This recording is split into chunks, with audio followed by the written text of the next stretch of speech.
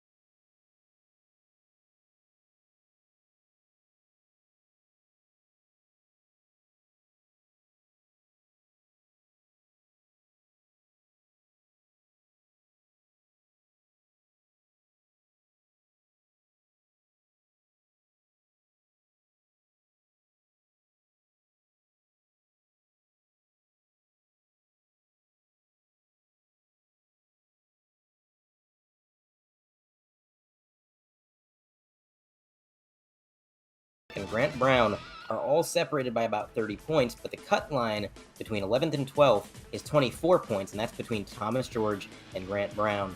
Those two drivers going to be trying to get every point they can to try and make sure that they are the one that gets above that cut line and moves on. But well, it's going to be... It's the round of 8 that's coming up.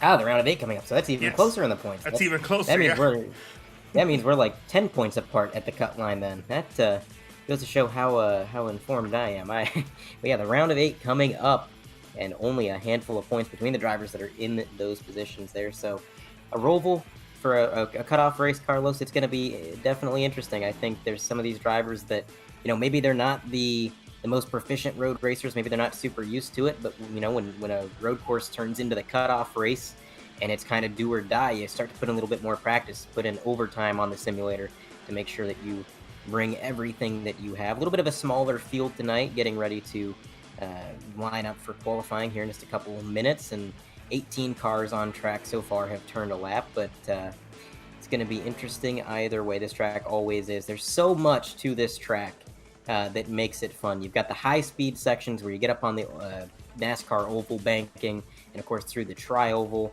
there's some speed, but then you have these really slow technical sections, especially coming out of the infield and turning into it. You've got these tight winding turns, and of course the chicanes, which I tell you what, Carlos, those chicanes, they don't forgive anybody or anything. You've got those turtles right there on the other side of the curb. You go a little bit too far, cut the track boundary just a little bit too much, you're going to find yourself having a bad time. That's true. Those curbs right there, they forget, but they never forgive. They don't know why they're mad at you, but they know they're mad at you. So you just got to make sure that you approach those things very casually and use them to the extent of your abilities, because otherwise you're going to find yourself missing a bunch of apexes and some important ones, including the very, very last corner, the very last little section there, which we famously saw Johnson spin out on the last lap of the real life, I believe, first attempt at this road race. So you just saw right there, one of the drivers missed the second part of the corner, which is very crucial. You want to get a good drive off, because it's where you cross start finish line. You're going to lose some time there, even though it's not that big of a straightaway. It's still very important to get some good time, because if you mess up that one, you're going to mess up your current lap, and you're going to slow yourself down for your next lap as well. So that's going to be important for qualifying as well as in the race, just because of how slow you are going. But I wanted to quickly go back and get you guys a better understanding of the current points situation. The last driver in 8th right now, so he's right above the cut line, is Michael Korobach. He's only 2 points behind AJ Digby, who's in 7th, who's only 2 points behind Adam Jersky, who's in 6th. Now, behind him, 9th and 10th, they're tied. Brian Yazek and Alan Young are both tied, 2 points behind Michael Korobach. So there's very little margin of error, and especially with only 18 drivers, it gets even thinner. You can't make too many mistakes, because it's going to be harder for you to catch up and regroup. Thomas George is only 6 points behind the tied drivers of Yazek and Young, which means he's only 8 points behind the 8th place spot in the cutoff. And Grant Brown, who is 24 points behind Thomas George, is essentially outside of this picture right now. So it's going to be a very, very close race. Usually, I find whenever I'm broadcasting any cutoff races, it's usually not as close as this. This is, I think, just safe to say, the closest cutoff race we've ever broadcasted. Yeah, only 8 points are separating from 6th back down to 9th, which is pretty crazy. And I'm going to be keeping an eye on Brian Yazek. He's sitting there in 9th, just outside of the cutoff. And again, only 2 points out from Michael Korobach, who is the last driver seated in the round of 8. He's sitting there 8th in points. So 2 points separating them. And Brian Yazek, throughout this entire season, from what I've seen, he just gets better and better every week. He's been kind of turning up the performance, becoming a little bit more consistent, a little bit quicker, and always finding himself up front throughout the course of a race. And he kind of has that long run speed. That's one thing I've noticed about Brian Yazek is, he might not be up front on lap 1. He might not be up front on lap 20. But we get to lap 60, lap 70, you're going to find him just inching his way into the top 5 and having a good showing. At the Roval, being a road course, we're not going to have any cautions for cause barring some crazy disaster. So that means you're pretty much guaranteed a long run, and that's going to fall right into Brian Yazik's lap. I would say it's a good opportunity for him to try and make up those 2 points that he needs. But the competition's stout. That's, Michael Krobach, he's sitting there 8th in points. He's no slouch. He's been really good this season as well, having a lot of really good runs, doing what he needs to do, obviously, to be inside the cutoff line. And so it's going to be tough. But again, these road courses, they are so unpredictable. They can really go any way. I mean, even if it looks like somebody's driving away with it, the thing about these road courses is you're not just racing the competition, you're racing the track as well. I mean, all too many times I've seen somebody that has the lead or a comfortable position on track at a road course, and then all on their own, they just get a little bit too much throttle. Maybe they lock up the brakes going into the corner, they make a mistake, and they take themselves out of the race because it's not just the competition, it's the track they have to navigate. And of course, they're going to have to navigate this track 55 times tonight for this event, so 55 laps around the Charlotte Roval, and they're going to have to do it mistake-free if they want to get every single point that they can. We're expecting 1 pit stop tonight. The drivers can go a little over 30 laps on fuel, so that's a little bit past halfway into this event. And according to AJ Digby, he was expecting some short stop strategies. He said he kind of saw some of these drivers probably pitting around lap 25, lap 27-ish is what he put in the notes there. So that'll be interesting to see who tries to take the undercut or the overcut. That's going to be pretty important because these road courses, man, when your tires go away, you're not just losing 1 or 2 seconds per lap. You could be losing upwards of 3 or 4 just due to how long the circuit is. So getting that undercut strategy definitely could be a deciding factor, and we'll have to see what these drivers decide to do. But qualifying appears to be underway. We have a little over 7 minutes remaining, and so far no drivers have posted a time. Of course, their out laps are going to take a little bit longer than we're used to. They got to come out of pit road and work their way around the entire circuit just to get that clock started. And right there on your screen, the number 72, he's working his way out of oval 3 and 4, headed into the chicane. Those chicanes, Carlos, I know I mentioned them earlier, but these are going to be the make or break parts of the track, and qualifying is the same. I mean, those chicanes are where you are going to gain a lot of time or you're going to lose a lot of time, because, one thing I've always kind of, a complaint that I've had about the current NASCAR packages, these cars, they have so much grip, so much mechanical grip, that it's not really down to how brave the driver is, it's down to what the car is capable of. But at a track like this, it puts it right back in the driver's hands, and that's true exceptionally so in those chicanes, because you can dive into those chicanes about as deep as you want. It's all about where you feel comfortable, where you think you can control the car, and if somebody can get into those chicanes just a little bit deeper, they're going to have a better lap time, start out front, and track position is going to be really important here. We're at a road course where overtaking isn't really a guaranteed thing. There's going to be a lot of close bumper-to-bumper action, I'm sure, so these drivers want to get the best qualifying times they can, and we do have some times going up on the board. Now, this is the drivers' first laps, and generally the first laps are going to be a little bit slower due to how cold the tires are. But right now, we've got Scott Eckrich in that number 70 machine. He's sitting on the pole with a minute 19.6, and exactly 1 second behind him, you've got Johnny Avila in the number 63 with a 120.6.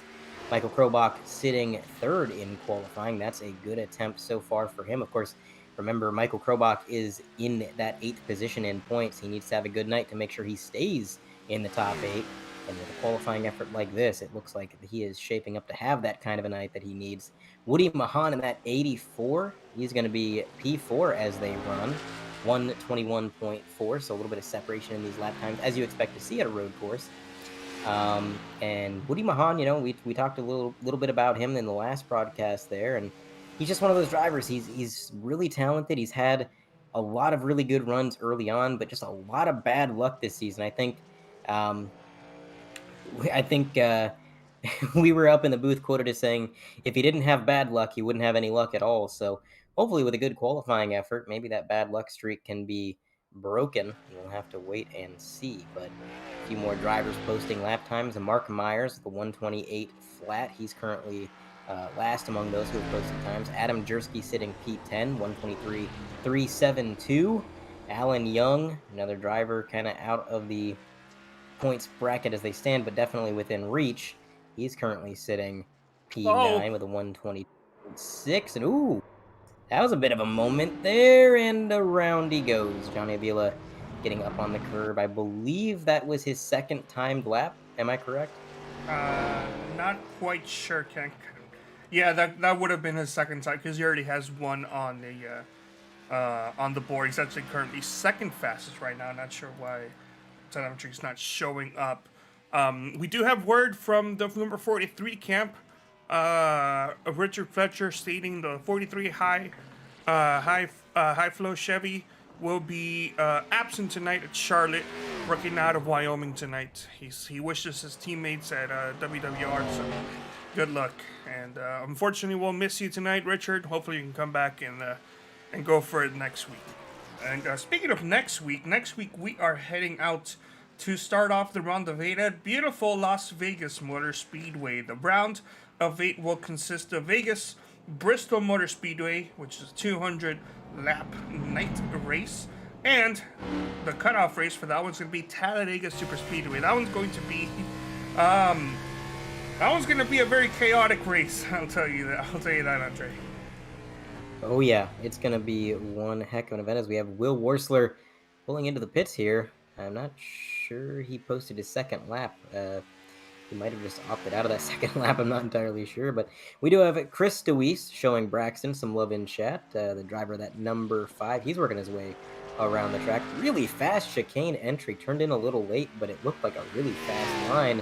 And he is trying to post a time on the board. Now, one of the tricky things, Carlos, with qualifying at these road courses is, as far as iRacing is concerned, if you get an incident point, and that could be an off track or scraping the wall or any number of things, your lap time does not count. So if you get an X, if you scrape the wall, if you go off track, that time will not be posted. However, Braxton DeWeese is going to post a time. That's going to put him up into the 4th position with a 121.1. So he's sitting top 5 as they run. Not bad track position. Not a bad day to be a Braxton DeWeese fan. DeWeese, I'm sorry. Mispronounced that, probably. I do apologize. But looks like most of these drivers have their qualifying times posted. A few drivers got their second lap in. Some of them opted out of it. Some of them stayed out on track to try to get a little bit of extra practice. But for the most part, it looks like it is going to be Scott Eckrich on the pole in that number 70. And the only driver to get in the minute 19 bracket. And I'll tell you what, 1 whole second faster than the field, Carlos. Everybody says Eckrich is kind of the road course king of this group. And I tell you what, I guess that's why. I mean, not too many times you see a driver 1 second faster than the field. Yeah, it's common to see bigger gaps in road racing than it is in ovals. But that being said, 1 whole second to your nearest competitor is a big gap, even for road racing, because usually you're gonna find maybe a couple tenths, 2 to 3 tenths faster than the person behind you, and then in ovals that's like hundredths or thousands faster than somebody else. But yeah, 1 whole second, that's unheard of in even in road racing.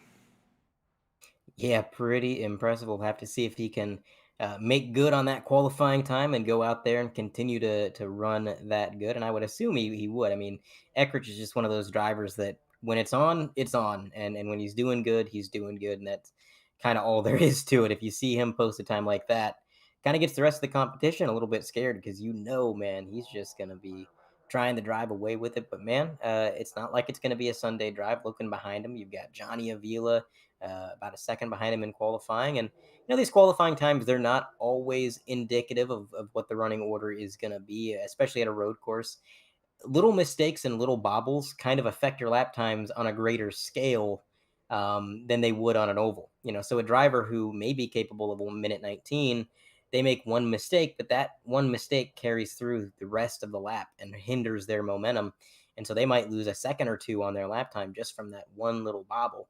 That on an oval track, maybe you lose 4 or 5 tenths from that mistake, but here you're going to lose a lot more.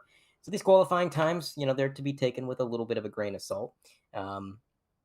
most of these drivers inside the top 5 are more than capable and definitely are going to be able to wheel these cars around the track. And I think it's going to be some pretty tight competition, and especially among those drivers that are a little bit closer on the cut line. Because one thing I noticed, Carlos, some of those drivers that are on the cut line, they did qualify with pretty similar times. You know, they were within the same second bracket, which is kind of showing me that they're on a similar page here and they're going to be running similar lap times, and they're not going to be able to get away from each other.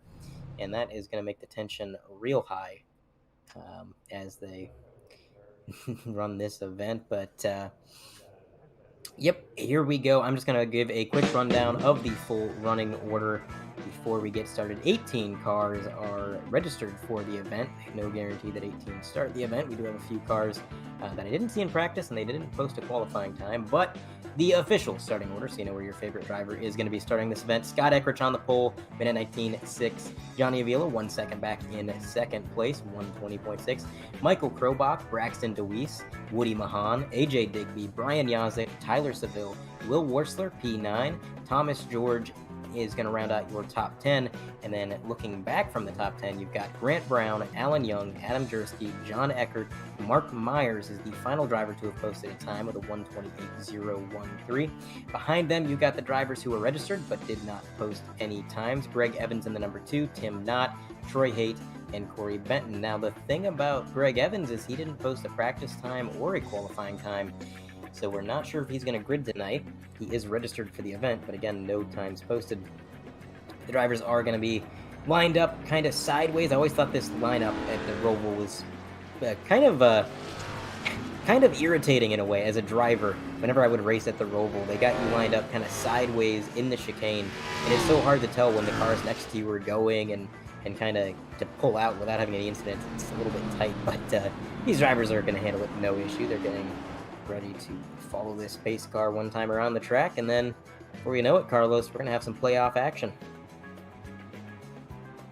Yeah, it's almost as if like the developers kind of designed that section there for the drivers who were racing in VR, because that's easier for those and not those people out there in VR. But yeah, and also I don't believe the real life races actually line up like that. I think they actually do line up past I don't even know how to call it anymore, but that area of the oval that's not used in the road course there, that's used for that little chicane section.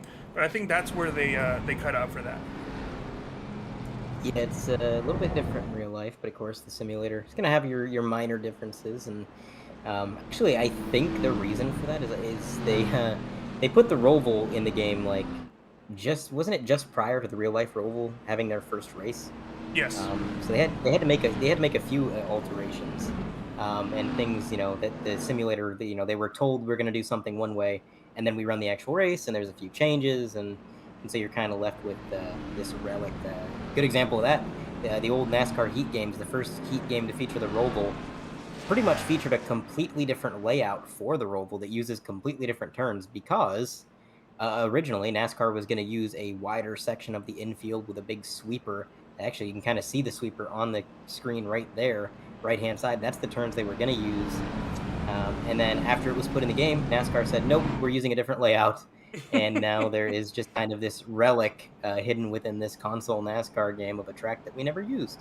So just a bit of a fun fact. And of course, as always, Carlos, when we go to a road course, we've got this 50-50 split. Half the drivers following the pace car, half the drivers saying, nah, I'm not taking the chicane. We're just going to go straight.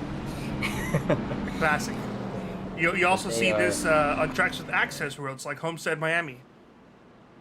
Yeah, you do. You see that a lot at Homestead, and even whenever the truck series goes to Gateway, you see a lot of Gateway. Oh, Pocono. Oh, yeah, that's another good one. Yeah, Turn 2 has the access road, and Turn 3 does as well. But they are working their way out of turn number 4 for the oval. It's a little bit more than four turns for the road course, but it looks like the lights are still on. The pace car is off. No, pace truck pulled off, so we are going to be going green, and it's going to be Scott Eckrich leading the field through this stretch. Johnny Avila way out on the outside, giving that outside wall a little bit of a scare, but he's going to get a huge run on the outside line alongside that number 70 car. They're going to stay nose to nose through the first corner, but now The advantage is going to go to the number 70, and behind them, Braxton DeWeese, qualified fourth, immediately moved up into P3, currently 1 second back from the leader and not too far back from Johnny Avila. Everybody got that sorted out pretty quick through the early portions of this track. Sometimes these road courses, everybody's so close together on these initial starts and restarts, easy to see a little bit of chaos break out. These drivers handled it expertly, got everything sorted out, and they are just, at this point, trying to complete their outlap, get some heat in those tires. That's going to be important, and see what they can do from there.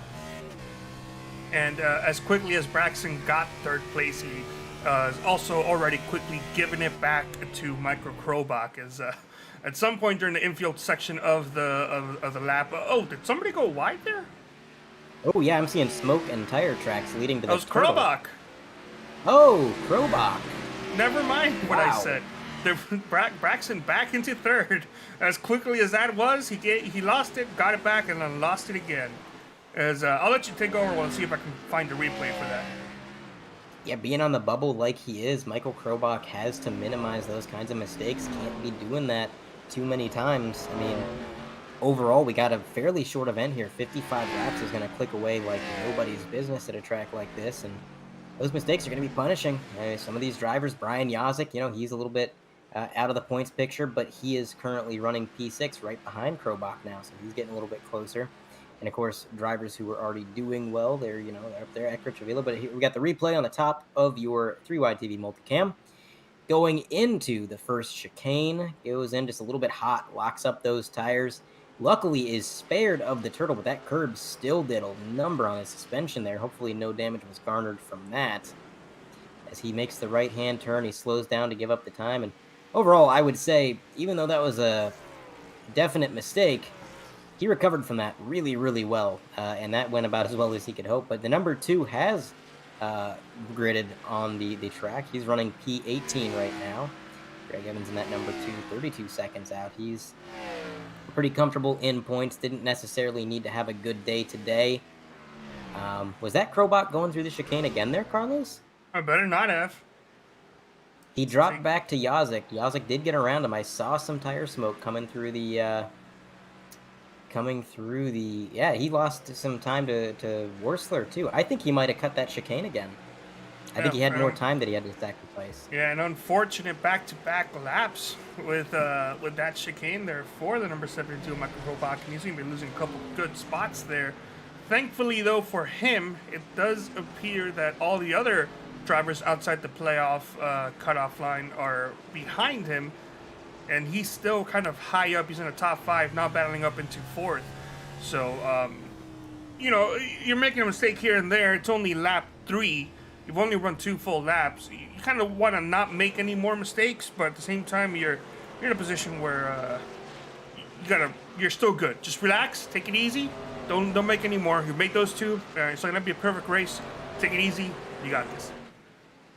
Well, and being calm is the key, Carlos. But it's kind of hard for him to be calm, I'm sure, because the driver who was 2 points behind him in the points, they're running 4th place. Brian Yazik moved up into P4 through all of that chaos, and he is currently far up ahead of Krobach enough that, I mean, we don't have live points timing and scoring right now, but doing some quick math in my head, that would put Brian Yazik, as they run, in the top 8 in points, simply because Krobach is far enough back. He's 3 positions back. Yazik only needed 2 points.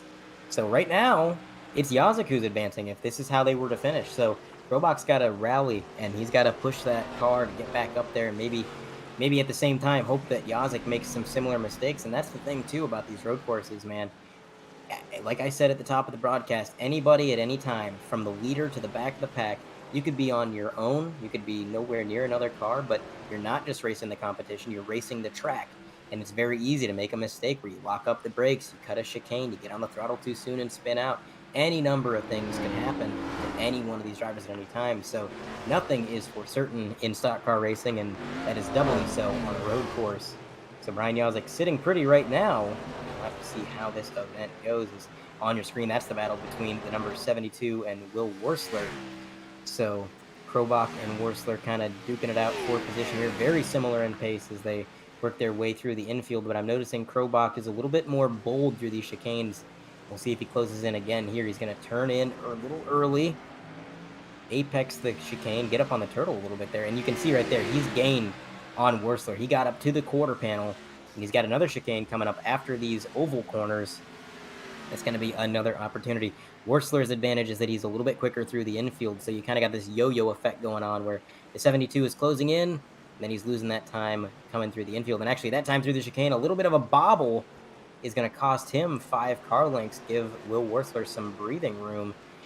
Wursler, in the meantime, has closed in on Braxton DeWeese for the 5th position. Driver that number 5 coming under fire here from Will Wursler. And I'll tell you what, Will Wursler, he qualified, I want to say 9th, and he's worked his way up into 6th, now battling for 5th. That's a driver on the move right there, Carlos. Yeah, he's doing a great job so far. And unfortunately, a driver that is not doing that good of a job is Greg Evans, because he's currently in the garage, so he can't... he ran a couple laps, and it seems that the car wasn't to his liking, or something was wrong. He was loose a couple times while I'm spinning out.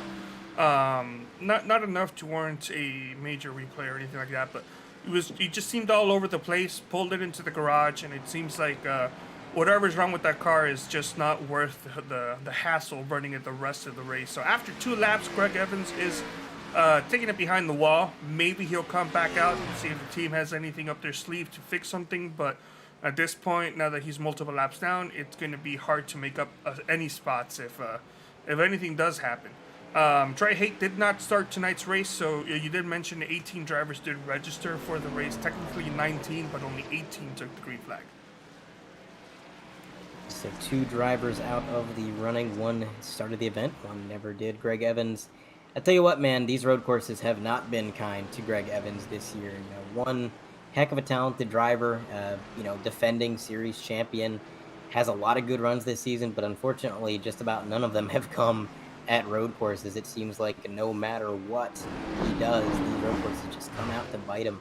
I mean, thinking back to Sonoma, that race was one of the most almost frustrating races to watch as a spectator because, as a spectator, we all love a good comeback story. We all love watching a driver reel somebody in and the ensuing battle that you get from that.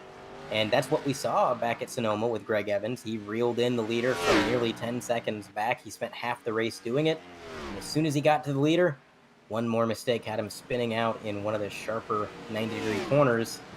And then all that progress was gone, and unfortunately he dropped back through the field and didn't have enough time to make up for that mistake. So, really rough year for the road courses for Evans, but not a rough year in general. Of course, he is good in points. I don't think this is going to put him out of the points picture at all. He should be set for the next round. So if you're a Greg Evans fan, no need to worry. I think he knew he didn't need to do good here. That's probably why he made a few laps, thought the car didn't feel that great, pulled it in, and called it a night. But we do have some really good battles going on, and Braxton DeWeese putting on a show. He's wheeling that thing, man. That number 5 car, he's kind of sliding it through the turns, getting up on that wheel, and I like to see it, man. I like to see that kind of driving style because he's getting everything out of that car that it's got to offer, and we'll have to see how his race goes.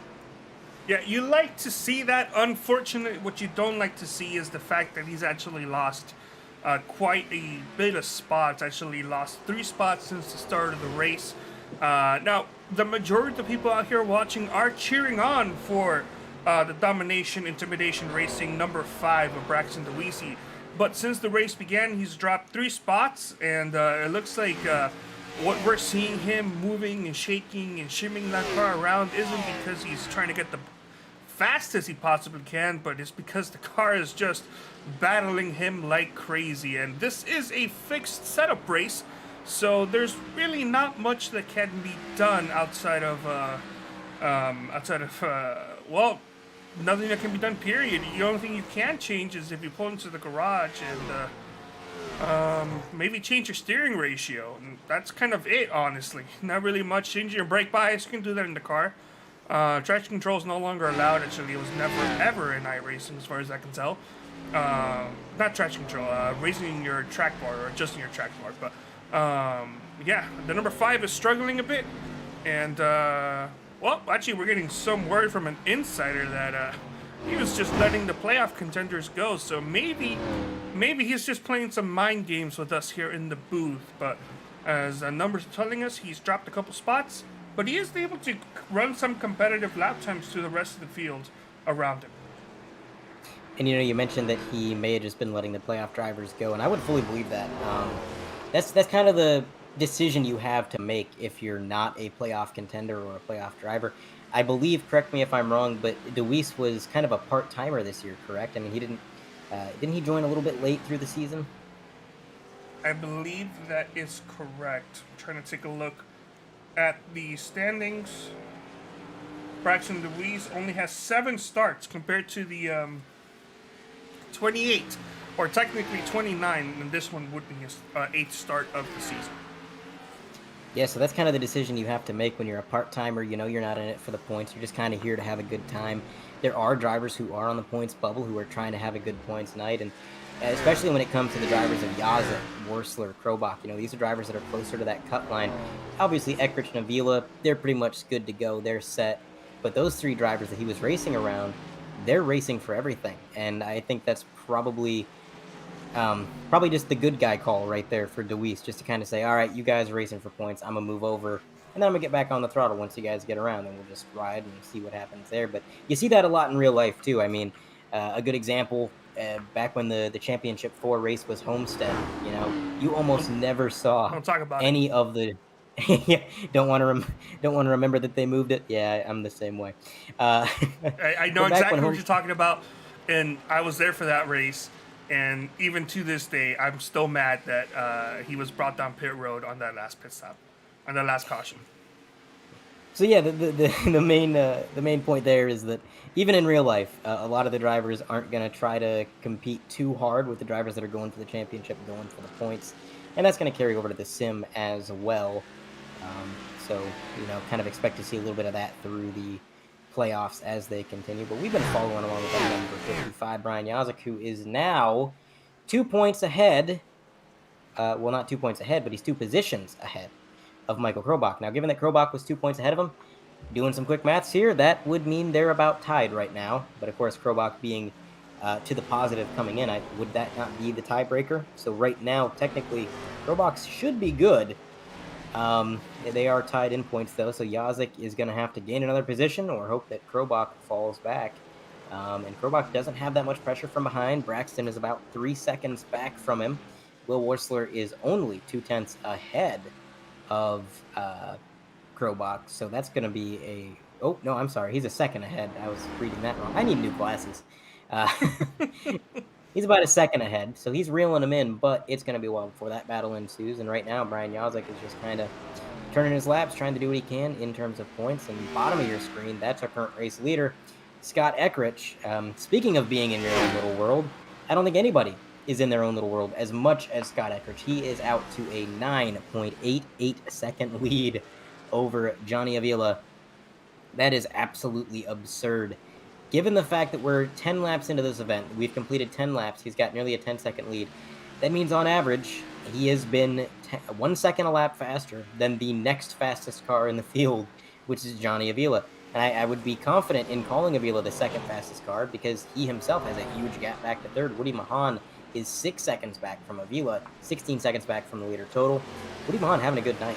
Anytime you're on the podium, you can't complain about that, although I'm sure as a driver in the car, it doesn't quite feel that way when you see the 2 drivers in front of you kind of off in the sunset. But running third, that is a good day for that 84 team. He's not in it for the points, but just having a good run and building that momentum, having some fun, that's what it's all about. That's what Woody Mahan is doing. But tell you what, that gap is starting to close a little bit between Krobach and Wursler. It's about 7/10 now. He had about a second difference. Now it's about 7/10. And it is definitely heating up. Now, we haven't really talked about passing zones, Carlos. Usually we go into a road course, we talk about all the places they can pass, where they can't. The thing about the Roval is, and maybe this is just me, but I feel like passing in general is kind of difficult here. Obviously, the chicanes are going to be primary, this is where everybody's going to try to make passes. But there's such heavy braking zones that trying to make a bold overtake there can just come back to bite you. It can be a huge risk if you lock up your brakes, if you slide through it. Here we go. Number 72, Michael Krobach did get to the inside through the chicane, but whoa! A big slide out of the chicane is going to put him right back where he started. Well, here's what happened. Wurzler had he took too much of a curve there, and he hit those turtles there on that bus stop. Kind of got his car a little unstable, and Krobach figured, let me just shoot the inside. It's going to be tight, but if it works, it works. And unfortunately, he found himself pretty much driving on the apron, entering the corner, and he had to back off, which is why he lost so much ground. But that being said, it does look like Krobach is faster than Wurzler, and it could just be a matter of time. But speaking of time, it seems like there wasn't enough time for the number 88 crew to figure out a stable setup for Thomas George. As a couple laps ago, he actually pulled it down into the garage, and it seems like they have taken it behind the wall and possibly already loading it up into the truck. And it does seem he wasn't the fourth driver in the cutoff. He was only 8 points behind the cutoff to start tonight's race, but it just seems like that car was too unstable and just deemed unsafe enough for him to continue. Yeah, I mean, that was a very surmountable gap. 8 points is, when you only have 15 cars, 8 points is quite a bit, but it was definitely doable if all of the cards fell in his favor. Oh, we got a car spinning the wrong way. The number 37 backs it. Corey Benton backs it into that Armco barrier, gives those spectators a bit of a show. I'll tell you what, those spectators were not too excited with the action happening right in front of them. They were just kind of standing there, and that's interesting. But they're all cheering for Braxton. Yeah, indeed they are. A little bit of a easy mistake to make. I've always felt, especially turning laps around this track on iRacing myself, that complex of corners, that double right-hander that Braxton DeWeese is making his way through right here, that's one of the more difficult sections of the track because those corners are pretty high speed. You come through there, and it doesn't look that fast on the broadcast or on the cameras, but when you're driving the car, you realize you're coming through those corners second, like top of second gear, sometimes up into third. A lot of momentum through those two turns and very little grip, especially as you come out of that second right-hander. The banking goes away and you find yourself drifting out towards the curbing, which is another danger in and of itself, because if you hit that curbing at the wrong angle, well, that's going to send you for a ride. So the exit of that complex is incredibly difficult, and I think that's kind of what got Corey Benton there.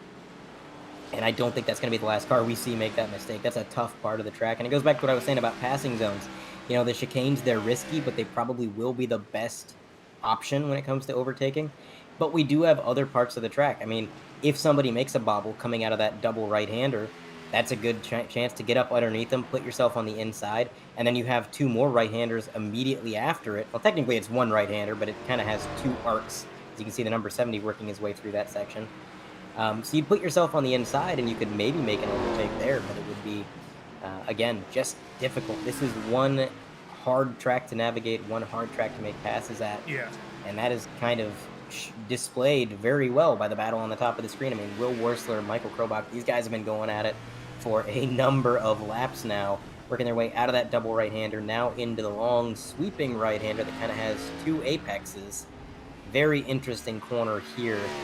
Lose a lot of time or gain a lot of time as they work their way now into this sharp downhill left-hander. And I tell you what, that's a cool part of the track too, Carlos, that left-hander after that complex, because it's so downhill that it actually shifts the weight of your car around, and it's really hard to keep a handle on it. I mean, when that car starts bouncing around, that rear end wants to come out on you. It is, but I also feel like that's a perfect place for a classic bump and run, because you don't even need to touch him. If you get right up behind the rear bumper of that driver, maybe even press the L2 button to intimidate just a little and get them just a little bit loose, with how precise you kind of have to be to exit that corner, and the fact that it leads into the whole banking and the longest and fastest part of the track. You kind of have to use your bumper to that could just be the easiest place to get a position there. Definitely could see some chrome horns tonight. I think you're right there, Carlos. Anytime a track is difficult to pass at, that makes it all the more tempting to just try to get right up on a guy. And like you said, maybe not even actually give him the chrome horn and bump him out of the way, but maybe just try to intimidate him, get right up on the bumper, get the air off that spoiler, and force them into a mistake. We might see a little bit of that tonight, depending on, you know, how close this points bubble gets. I mean, right now, this is absolutely fascinating between Yazik and Krobach. Just completely tied in points. Krobach was 2 points ahead, but he's 2 positions back, so it ties him out at even. I just merged the words equal and even into a new word. This is how you can tell that I'm a little too tired. But it's an interesting point situation, and if Braxton DeWeese was to catch up to Krobach and then potentially make the pass, which again, it seemed like he was staying out of the playoff contender's hair, so I'm not saying this is going to happen, but if it did, well, that would put Yazik back into the points picture. And at that point, Krobach gets a little bit more aggressive, I think. I think Krobach right now is already a little bit more aggressive than he otherwise would be because he knows how close this is if he loses one more position, if Brian Yazik gains one more position. The only saving grace there for Krobach is that Yazik is about 10 seconds back from Woody Mahan. A huge gap, so I don't think he's going to be gaining any more positions unless one of the top 3 gets involved in a wreck. But even if that was the case, Krobach would also likely get around them and gain that position, so it would even out, and then nobody would really change points. So overall, Krobach has the cards in his hand. It's a very close situation, but as long as things stay the way they are, he's looking good. But yeah, these point situations can force these drivers to be a little bit more aggressive and maybe give the old bump and run. There's a few parts of this track, like you said, that they're good for it. I mean, this road course has a ton of runoff at most corners of the track. You know, you get on the backstretch, plenty of runoff. You get in the tri-oval, plenty of runoff. So if you give somebody the chrome horn, you're not necessarily guaranteeing that they're going to DNF. Usually you're just moving them out of the way, and you can kind of do it in a more safe way. But it'll be interesting. And good thing it's not the original layout of the bus stop there. Because, oh man, that was a danger city right there if you were even just a centimeter off of the racing line, which if you're not a professional, it's pretty much all the time. So, yeah, I would say aside from that, you have a bunch of runoff space. That being said, I wonder, look, I'm not a championship contending driver, all right? But I have found myself in positions where I have made the playoffs, and you know, found myself in you know, the bottom or the upper section of a cutoff race. So you're not supposed to, and really it hurts more than you think. But you do try to keep track of the points, and you do try to keep track of the drivers who you're racing with, even though you really shouldn't. And unless Krobach has had monk training, he's thinking about that, and he must be aware of just how bad of a mistake those first 2 laps could possibly be for him. And it's in the back of his head, but it does seem like it has helped a little now that he's calmed down, understood the bus stop just a little bit better. We haven't seen him make that mistake anymore, but the question is just how bad is he beating himself up for it? I can't say he's beating himself up too much. He is gaining on Will Wursler pretty regularly. It seems like he gets up there and then he loses the time back. But you're right, you know, you kind of have that in your mind. And you're right, these drivers do try to keep track of points and where the competition is. And they do a little bit of math in their head saying, okay, well, you know, if Brian Yazik is in 4th and I'm in 6th, then this means that we're tied in points. But you don't always know exactly as a driver. You know, sometimes you're just making estimations. And that can make you a little bit anxious. You know, you don't always know the exact picture, and sometimes you think to yourself, do I need to gain this position? Do I have to pass this guy? And maybe when you look at the points, you realize you didn't have to pass him, but you don't know that as a driver. All you're trying to think about is, I need to get every point that I can to ensure that I move on. And that's when the heat gets turned up. And that number 72, he is so fast. I feel like if he could get around Will Wursler in that 29, he would probably run down Brian Yazik. He might have the pace to do it. But he's just having such a hard time making this pass, and so far everybody's been so respectful and so clean in this event. Man, that's a good camera shot right there. You can see how sideways they're getting when that car weight shifts and they get down where it's flat. That's quite the shot. But yeah, just in general, not many mistakes by many of the drivers tonight. I mean, the number 72, Krobach, he made those bobbles early on.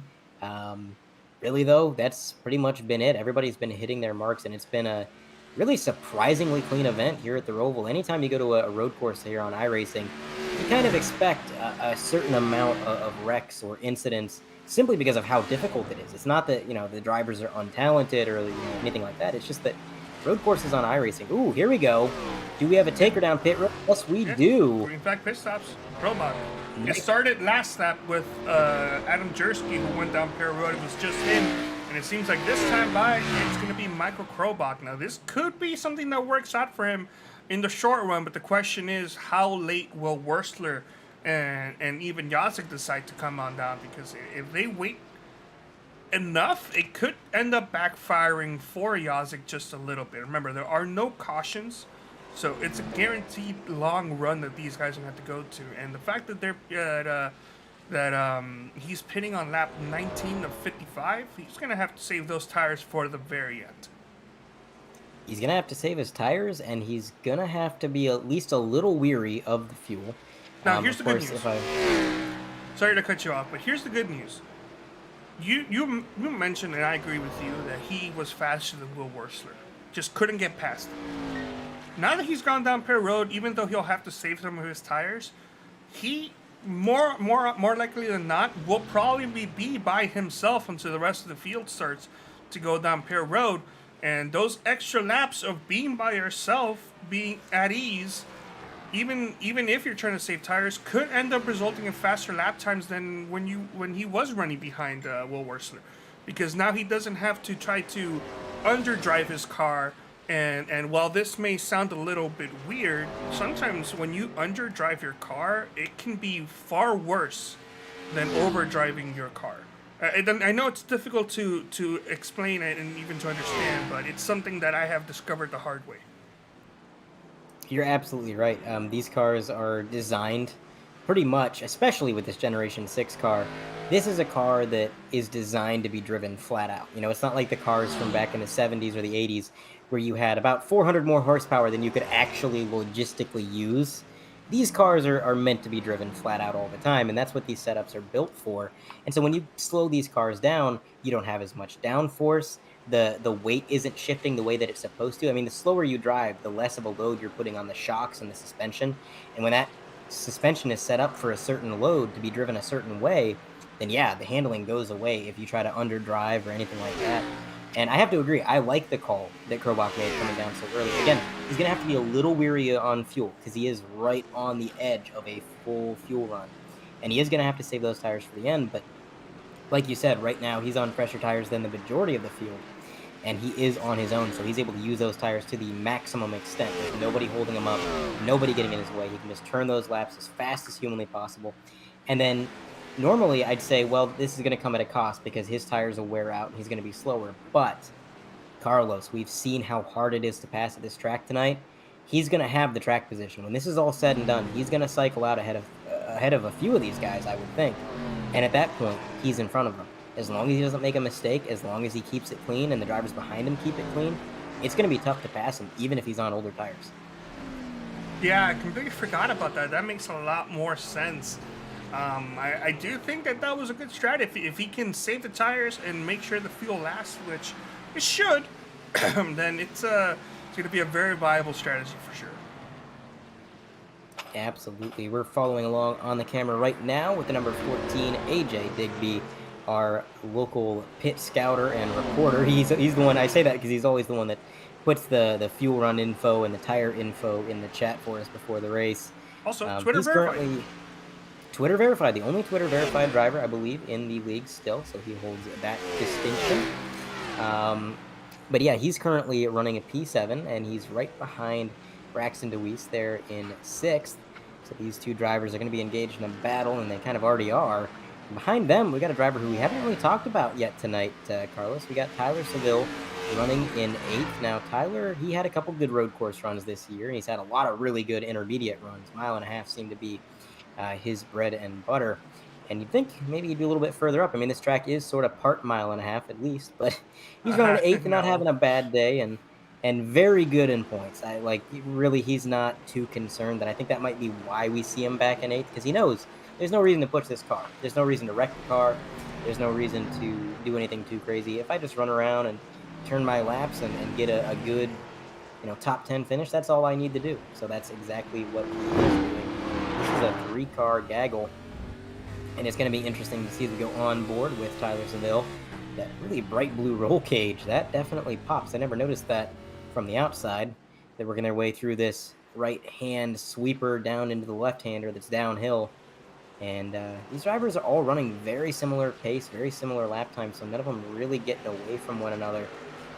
And that's going to be interesting to watch play out. I'm not sure how Digby is in the points. Actually, let me take a look. AJ Digby in the points. He is sitting, looks like, 7th. Okay, so AJ Digby is actually pretty close to that cut line as well. And so for him, Brian Yazik and Michael Krobach having good runs so far, that's not a good thing. Driver that number 14 does need a good run tonight, and he is working his way up through the grid. But, man, I think he's going to need a little bit more here, Carlos. Yep, that's true. Just because he's above the cutoff line doesn't mean he is in the bubble. Or sorry, I should say doesn't mean he's outside of the bubble. Because right now he needs to get as many positions as he can. And AJ Digby, he's very fast. He's a fast driver. The question is, can he get all the positions that he needs before this race is over? And AJ Digby does have some strengths in road racing, and it seems like right now he's doing fine, but I'm sure he wants to do even better. He qualified in 6th, currently in 7th, essentially 8th before pit stops began. So he could do a little bit better, and I'm sure he wants to. But for right now, AJ Digby is okay.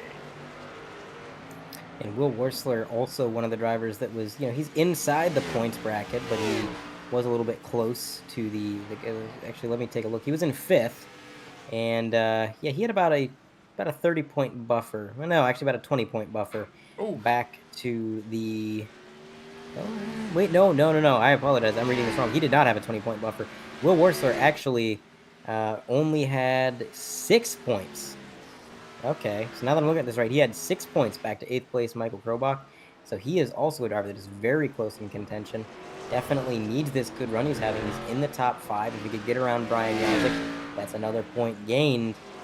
But man, for a lot of these drivers, I'll bet you they're sitting there in their cockpit and they're thinking, I wish more drivers showed up. Because it's so hard to gain or lose points.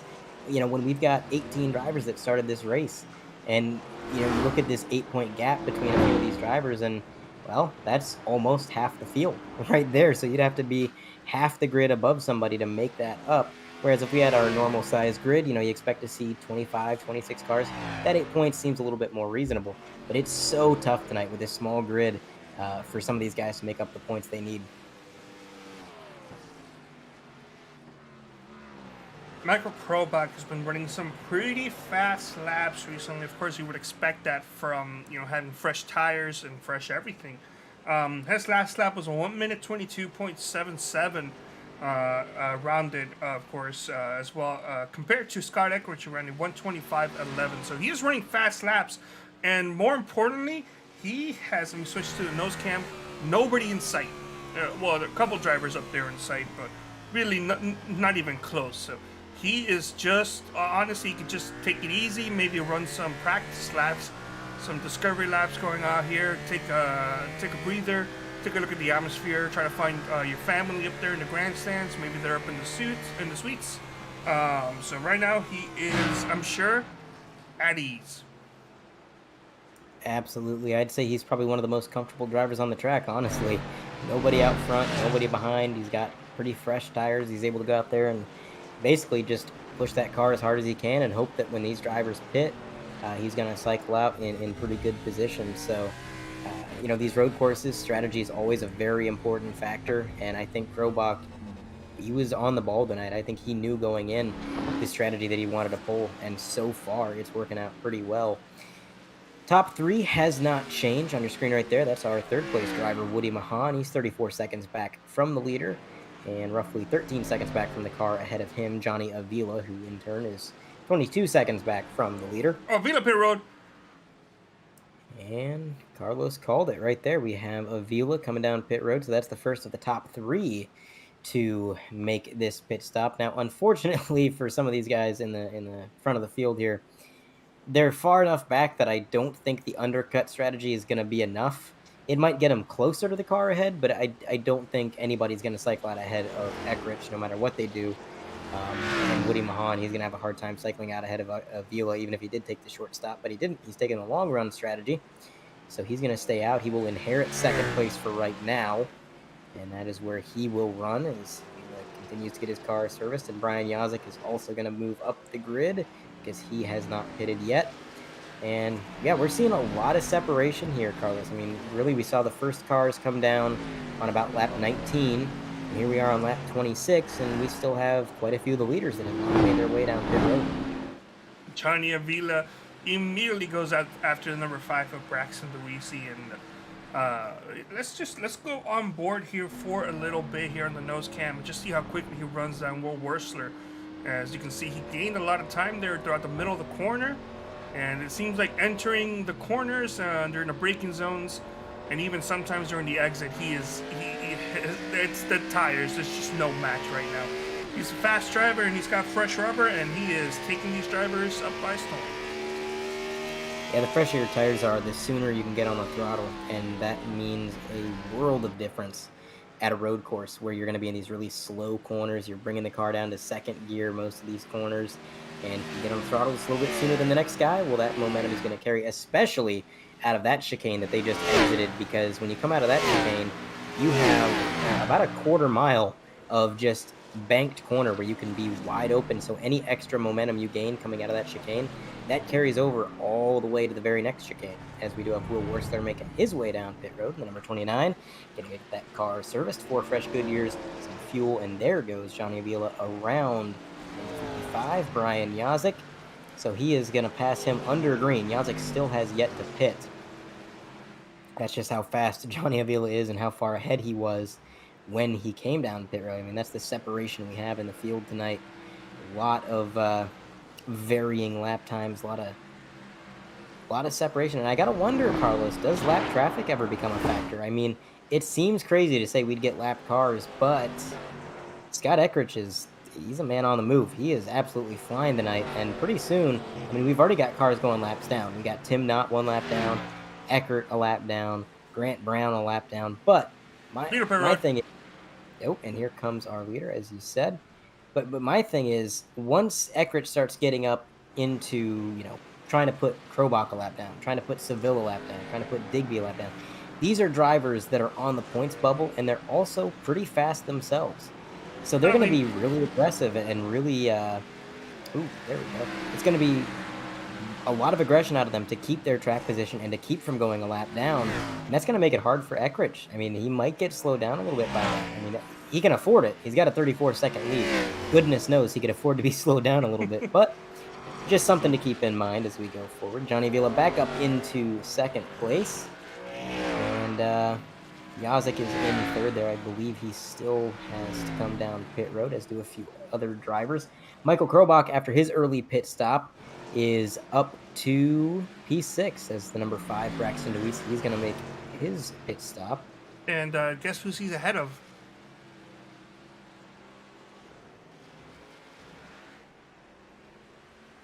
Looks like he is out ahead of Will Wursler. Yeah, and Will Wursler is entering turns 1 right now. Michael Krobach, he's about to get ready to exit the infield part of the road of the lap. So I would say this strategy has worked out pretty well. Now the question is, we saw just how quickly Avila was able to get past some of those drivers with the old tires. The question is there any cause for concern for Krobach, or do you think by the time that Will Wursler could possibly catch up to him, do you think the tires will probably not be that much of an issue? Well, the tires are definitely important, and I could potentially see Will Wursler closing in and gaining on him. But again, catching somebody, and oh man, AJ Digby and Michael Krobach, bumper to bumper coming out of the chicane, working their way through oval 3 and 4. This is going to be something. Side by side into the next chicane as Brian Yazik makes his way down pit road. Let's see who's going to come out on top in this situation. Krobach is back in third. with this strategy of his, it looks like he has fixed the errors of his ways, and he is now back in third place in the podium spot, and that is exactly where he wants to be. Well, maybe not exactly, but I'm sure he's relieved to be in third. Yeah, right now this should put him good in the points. I mean, the only drivers ahead of him are Scott Eckrich and Johnny Avila. Those drivers, he wasn't going to pass them in points anyways. They were kind of a non-factor in his night. The drivers he needed to pay attention to, Brian Yazik, Will Worsler, AJ Digby, Adam Young, Grant Brown. These drivers were a little bit closer, and they were the ones that he needed to beat. And right now, he is beating them. He's up there in third.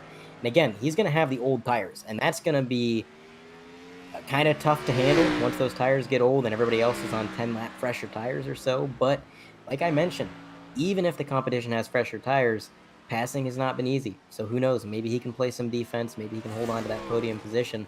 But either way, right now, he's doing what he needs to do, having a good run so far. Tyler Seville 2 seconds behind him now, and he just passed him not that long ago. So even now, you know, he pitted on lap 19, so he's working on about 11-lap old tires, and he's still absolutely flying. I mean, it seems like those tires aren't holding him back quite as much as I would have thought. Yeah, his last lap was a 1 minute 24.6, which is just under 2 seconds slower than his best lap time of a 122.74.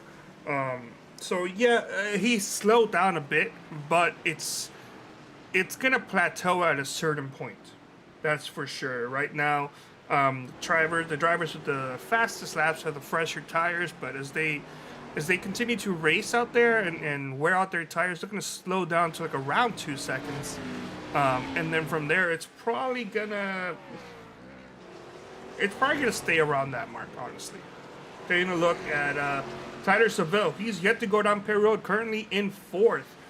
His fastest lap is a 1:23.11, and his previous lap was a 1:25.82. So it's about 2 seconds.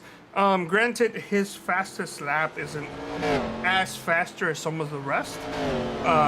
So probably, and I'm sure he wasn't out here hot lapping during the race, so he could theoretically go faster. So maybe 3 seconds, but even then, that could just be based around the people he was racing with. Absolutely could be as we go on board with Braxton Deweese. He's working his way into the first chicane, down into the apex, gonna just get over that turtle a little bit. And man, the onboard shots through those chicanes, they scare me. You know, those cars get so sideways, and I think, oh, he's wrecking. But no, that's just how these drivers are navigating these chicanes. That's what you have to do to be fast. As our leader, Scott Eckrich, he's going to put another driver a lap down. That time it was Adam Young in the number 24 that got I tell you what, he's not far away from, coming up to lap some of these playoff contenders. He's about a minute ahead of AJ Digby, and we're running about a minute 20, give or take, lap times. A few more laps, he's going to be up there. That's going to be something to see. But right now, just no competition for him. He's just driving away with it. We haven't talked about him much tonight, and sometimes it's a bad thing when the commentators aren't really talking about you, because maybe you're further back in the pack, maybe you're wrecked out early. But if the commentators aren't talking about you because you have a 30-second lead, I'd say that's a good day. Yeah. Pass here for third happening very soon. Number 84 of Woody Mahan is going to get past the number 72. No challenge there, Krobach, for multiple reasons. A, including the fact that Mahan is not in the playoffs, and B, has fresher tires. And more likely, C, doesn't want to get wrecked blocking in a road course. Has decided to let Woody Mahan go right on by. Not really going to hurt his chances too much, although I'm sure he doesn't want to see that podium go. Yeah, nobody wants to fall out of the podium, but like you said, he's good in the points right now. As long as he stays ahead of Yazik, as long as he stays ahead of Worsler, which he's doing, he's pretty much good to go. So he's doing what he needs to do for that team tonight, and he is bringing home the run that they kind of required out of him. So yeah, well, Worsler's already at the moment to begin the race. He was let me rephrase that. Worsler to begin the race was ahead of the cutoff, so it's not an issue. He should be good. But any point that Krobach can gain, any driver he can finish ahead of, again, the field size is so small. Any driver you can pass, any point you gain is very, very important when there's really only about 18 points to gain in this event. So, that's barring bonus points, which I'm not exactly sure how this league handles bonus points. I believe they have a laps led bonus point, do they not? Yes, they also have a clean race bonus point. So if these drivers finish a race with 0 incident points, they get 1 bonus point. They also get a bonus point for the fastest lap, which I believe that's going to go to Scott Eckrich, unsurprisingly. Yeah, and he's probably going to take all of the laps led bonus points as well, because I don't think anybody else has really led so far tonight. But the clean race bonus point, that's an interesting thing to me, because at this road course, that's got to be a tough thing to achieve, because it's not just, other cars or the wall or anything like that, but off tracks. And sometimes the off track limits are very sensitive. You put 2 tires on the grass and it says, oh, you got a 1X, that's an off track. So that would probably be pretty difficult to achieve. But if you needed that point and you were more confident in driving clean than you were making a pass on track, that's a possibility. So I like that. That's a very interesting system as these drivers continue to navigate. And that is a battle starting to kind of crop up there. You got Brian Yazek trying to run down Will Wurzler. These drivers have both been within a few car lengths of one another for the last little stint here. And Brian Yazek, again, he's had a really good night tonight, but so far as they run, it's not quite enough. He's going to have to get ahead of Krobach if he wants to put himself back in the points picture. But to do that, he's going to have to get through Wurzler. Yeah, now here's something that we haven't really talked too much. We've been focusing a lot on Yazek and Krobach, but one driver we're not really focusing too much on is the driver in 10th, the 69 of Adam Jersky. He also elected to go down pit road very early. He was actually the first one to go down pit road on lap 17, 1 lap before Krobach did. And he is, I believe, coming into this race, he was 4 points above the cutoff lane. Now, if you look at that, you count, that's 1, 2, 3 possible spots, 4 spots differential between Yazek and Jersky, with Yazek being ahead of him. It could, for sure, if Yazek gets past Wurzler, it's looking like Jersky's going to be the odd driver out. But I think this is the battle we got to be focusing on now. Yeah, this could be big. You're right. He was very close to that cut line. And Jersky, a top 10 is not a bad night, right? But this is the playoffs. And having not a bad night isn't always enough. Sometimes you have to have a really good night. And so far, it has not been that for the driver, the number 69. He's just kind of lingering there in 10th. He's the first driver a lap down. And that car just doesn't seem to be with him. Just not a whole lot of pace out of that car. And, of course, that's nothing to... I feel like a lot of the drivers feel that way. When you have Greg Evans parking the car, saying, you know what, I don't like the way this car feels. This thing's kind of all over the place. And they all have the same setup, the same car. When you have a driver like Greg Evans throwing in the towel because he doesn't like the setup, these cars got to be a handful. So that's not a knock against Adam Jersky. I think a lot of these drivers are going to be struggling with the handling and the setup of this car. But unfortunately, he's going to have to squeeze a little bit more out of that machine and really push it. But the thing is, the strategies have all kind of played out. He's not going to be able to make up any positions on strategy. Pretty much everybody's made their way down pit road. The laps are winding down. We're going to be at 20 to go next time by for the leader. Time's running out, and this points picture could be looking pretty grim. Pretty grim indeed. I think right now Jersky's only saving grace would be if Wurzler holds on to his position and doesn't let Yazek go by. Or if something happens to Yazek, or if something happens to one of the drivers up ahead of him, like Seville, Delisi, or Digby. Although, more than likely, I'm sure he would prefer that there wasn't, Wurzler just being able to block off Yazek. So, it's a nail biter for sure. And now Jersky, I'm not sure if he's aware of what's going on, but even if he is, there's really nothing he can do right now.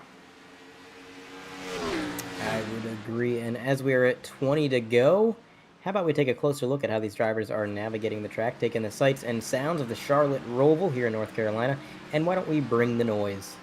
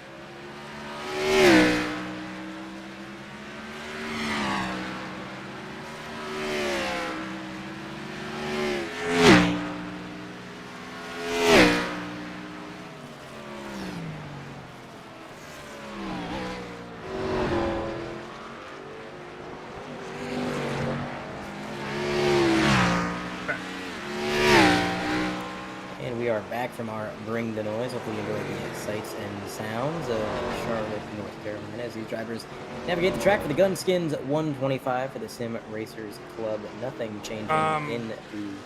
Krobach went down pit road. Oh. Jersky went as well. I guess they're going for the two-stop strategy. That's interesting. You know, that's something that I genuinely didn't consider. Tires are really important here. And at tracks where tires are important, sometimes sacrificing the time to come down pit road a second time is worth it because you make up more time on those fresh tires.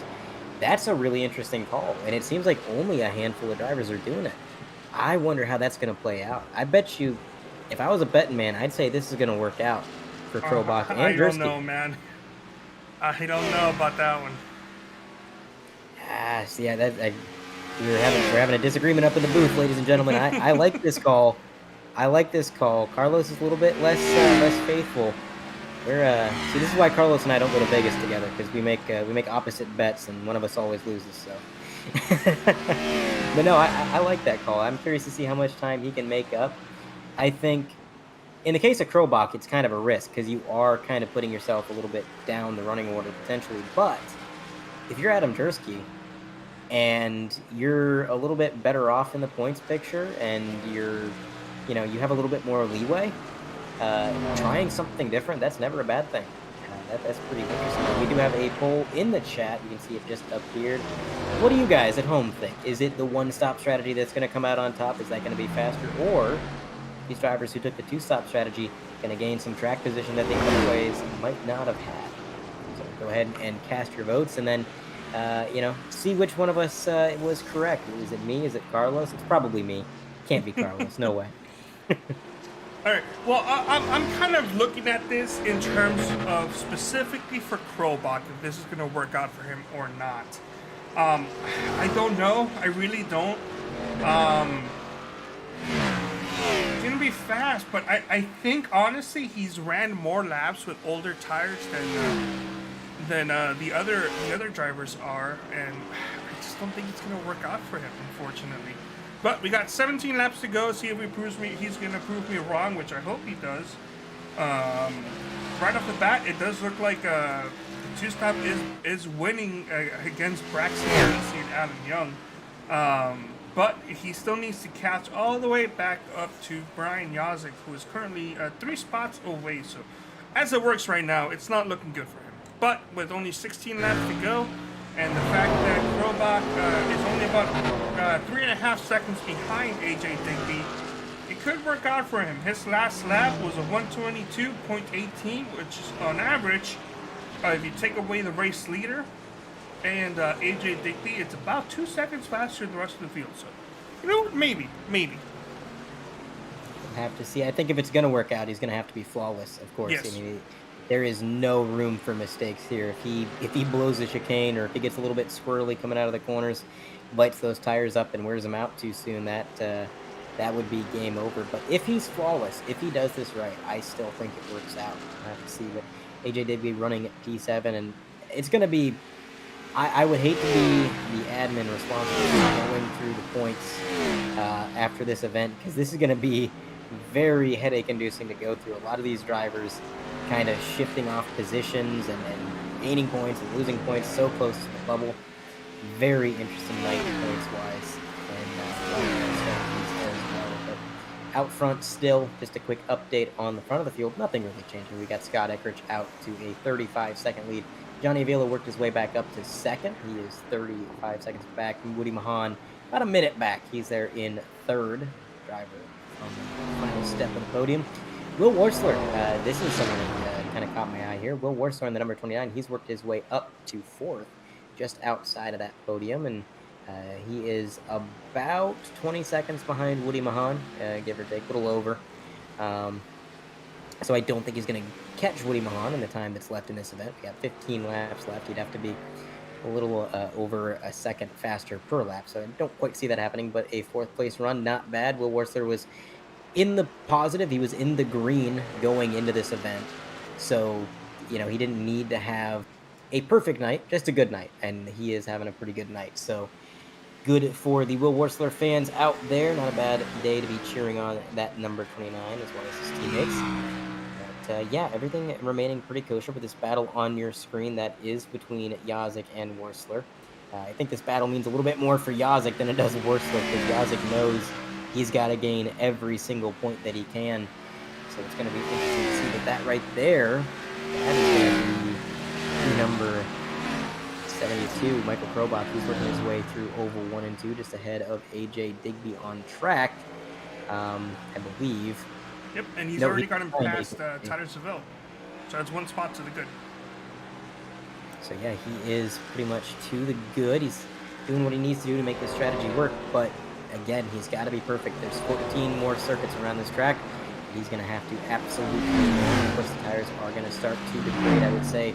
Within the next 5 laps, we're probably going to start seeing that significant difference in lap time, and he's going to feel the significant difference in handling as he comes through this double right-hander I talked about earlier. Very difficult set of turns. Those curbs right there can play havoc on handling your car if you hit him wrong, but he just got around Digby like it was nothing, and he's right back up into 6th. Brian Yazik is going to be the next car in his sights, but of course he is separated by the leader. So the leader is going to be ahead of him and behind Yazik. So they're kind of having a bit of a buffer here right there. That's the number 69, Adam Jersky, working his way out of the chicane. He's ahead of Woody Mahan on track, but of course, position-wise, he is behind him. They work their way into this first left-hander, and looks like the fresh tires are doing a world of good for that number 69 machine, but he's not quite making as much of it as the number 72, Carlos. I mean, the 72, he got those fresh tires, he took that two-stop strategy, and he started making passes. Adam Jersky, he's right where he was before. He's sitting there in P10. He's kind of lingered there most of the race. He tried, he pulled an interesting strategy, but man, it's going to be close in points for Jersky. And I think Jersky needs, Krobach to go on and get past Brian Yazik and Wursler. Because the way it's looking, I don't know, it's not looking good for Adam Jersky. It's looking good for Krobach and Wursler. But please understand that it's all unofficial. We may be forgetting a point here or two for maybe something else they could do. So as always, please wait out for the official points results. So we're always speculating. It's never official with us unless we get an official word from an admin. Yeah, you generally can't trust a word out of my mouth to begin with, let alone. Same here. Let alone when we don't have let alone when we don't have live scoring and timing for the points. We're just kind of winging it, doing some quick math in our heads, and let me tell you, audience, math was never my strong suit. There's a reason I cheated my way through math in high school. Wasn't too good at it, so don't trust anything I say in regards to points. It'll be close. Anything I say will be close, but maybe not 100%. So again, like Carlos said, wait for the official standings after the race posted by the admins. Kind of a funny story there, though, is that sometimes you can't even trust the admins. I remember I was commentating for an IROC league one time, and it was a really close points battle in the final race, and after the race, the commentator's booth got a direct message from the admin, and they said, hey, the driver of I think it was the number 13, won the championship. So we get the driver of the 13 up in the booth, and, hey, you just won the championship. How do you feel? No. Go through all the... Well, he didn't win the championship. Turns out somebody else got him by a point, and the admins were incorrect. So that was fun to explain. Please tell me it wasn't during the middle of the interview that they realized this. No, it was after the fact. It was after the fact. But I don't know what's worse, honestly. I feel like there's no better situation there. It's just bad. But yeah, so sometimes you can't even trust the admins, but here you can. Absolutely, whatever they post after this event, it's going to be accurate, more accurate than whatever we're saying. Yep. And again, running order mostly remaining the same. Krobach is still in 6th. He is not quite closed in on Yazik quite yet. He's still running faster lap times, though. Just over a minute and a half. Sorry, a second and a half faster. Excuse me. A minute and a half faster. He's kicked it into overdrive. He's going Mach 1 out there. No, but he is still faster on those tires, and he's closing in. So he might get P5 by the time it's said and done. And if this is the general running order that we're going to see at the end of this event when they cross the checkered flag, that's going to be heartbreaking for Brian Yazik. So close, you know. I mean, he's having such a good night. There was a point early on in this event where he actually had the points that he needed to move on. But right now, if this is the running order that they finish with, he's going to be just outside of the bubble. He will have missed it by that much, and that's going to be heartbreaking if that happens. But again, nothing set in stone. We'll have to see if he can maybe gain a couple more positions. Maybe something happens to the competition.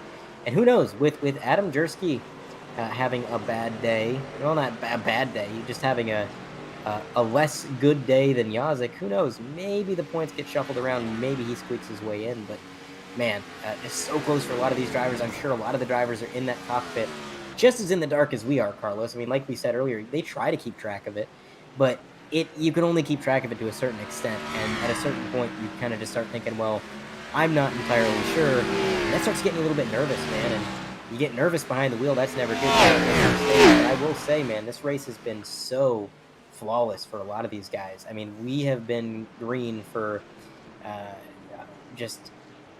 quite a while now. I would say we've been green. Seems. Well, yeah. No, I mean, we've been racing for 45 minutes, and what have we seen? 2 mistakes on the first 2 laps, and that was it. Yeah, and the only thing I'm a little concerned about is if Krobach overshooting that bus stop, if that would have given him an off track. I don't actually remember if that paved area would be considered off track or not, but if he did, then there goes that bonus of having a clean race, that 1 bonus point. And I'm not sure if Michael Krobach has had any run-ins or any issues, or probably not Krobach, Yazik, I'm not sure if he's had any run-ins or issues. So he could be in line for that bonus point. But it's really gonna be a matter of what the official report says, as Krobach is caught up and has passed Brian Yazik. So he is back up in the top 5, marching his way through the field again. Seems like he's had to do this a number of times tonight, but he's done it pretty well each time. And it looks like that 2-stop strategy is starting to show itself to be a good move, at least in the case of the number 72. Our poll in chat, we had 4 votes, 3 of which were for the 1-stop strategy, but I don't know. I think in the case of Krobach, this is going exactly how he wanted it to go.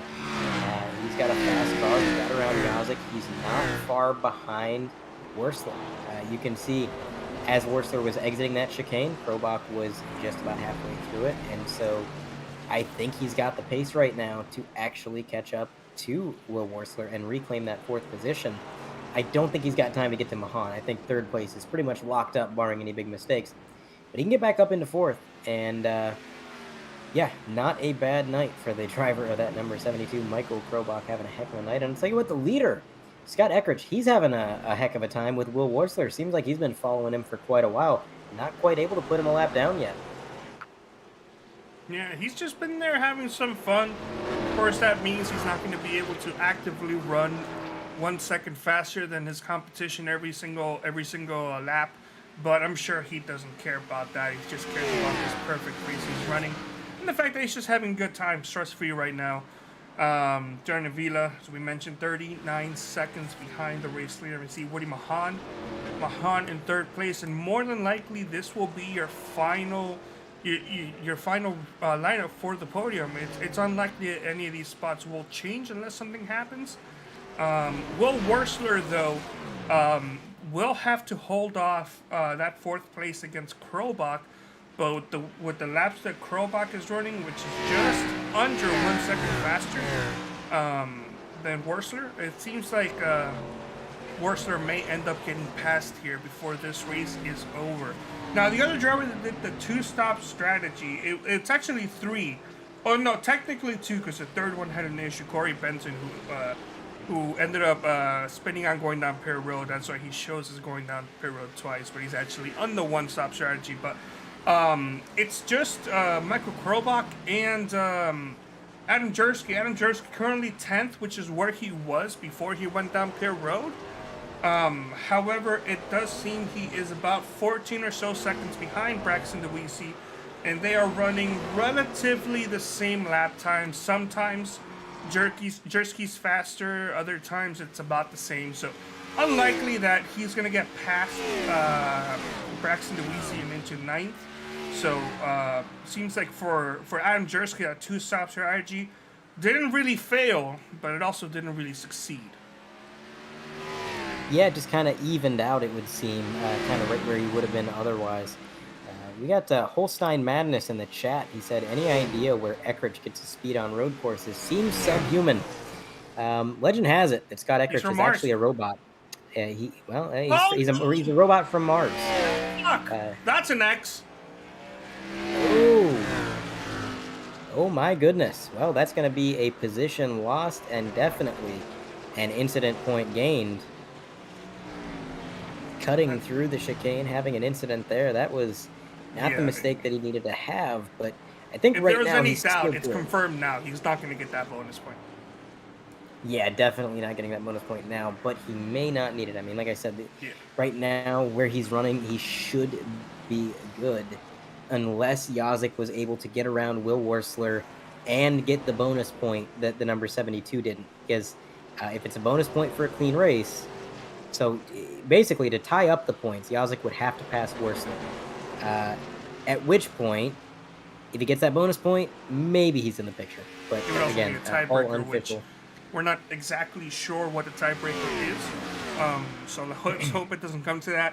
We do know that Krobach is faster than both of the drivers up ahead of him, and it does seem like he should be able to get past Yazik again, so it's really not going to become an issue. And wow, it looks like Yazik may actually be trying to get past Wursler. Slipped up there a little. We saw this earlier in the race with Digby, I believe, and now it's working for Krobach's benefit as Krobach's got him past Yazik. Let's see if he makes the same mistake again. Does not.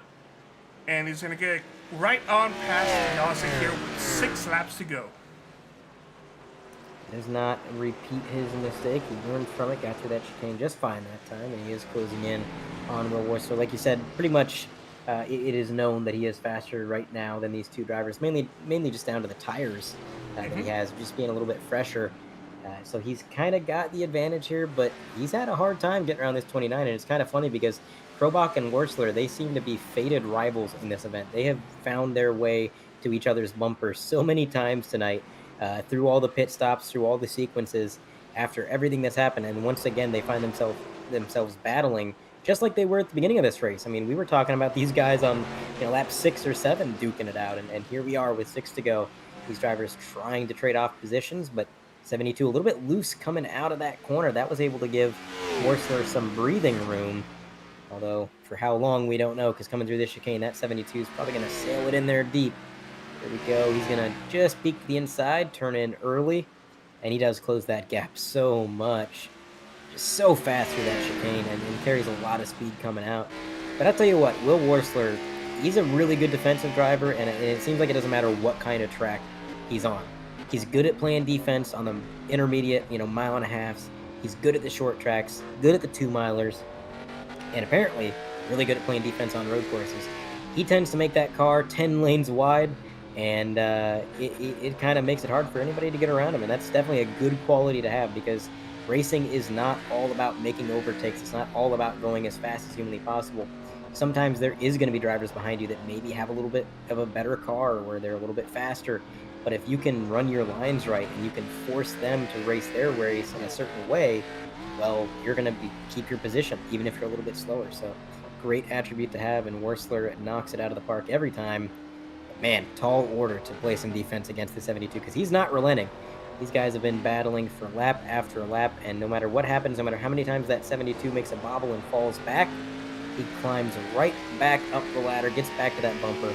Now we are at the 3-wide TV multicam, one on board on the bottom of your screen, one TV camera up on the top. All of this fantastic battle going on. The leader did cross the line a moment ago for 5 to go.